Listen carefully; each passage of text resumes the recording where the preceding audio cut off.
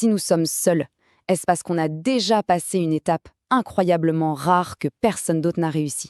En d'autres termes, sommes-nous les premiers? Ou bien, est-ce que le grand test est encore devant nous? Une guerre nucléaire, un désastre écologique ou une technologie qu'on ne saura pas maîtriser?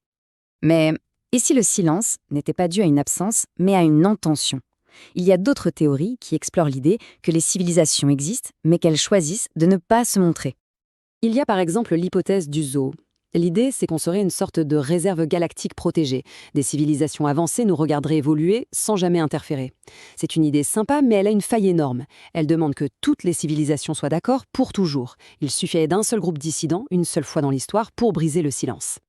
Une autre possibilité, bien plus simple, c'est qu'on est juste impatient. L'univers est gigantesque, et nous, on ne fait que crier dans le noir depuis à peine un siècle. Nos signaux radio n'ont parcouru qu'une minuscule bulle autour de nous. Il est peut-être tout simplement trop tôt. Notre ère du contact n'a peut-être même pas encore commencé.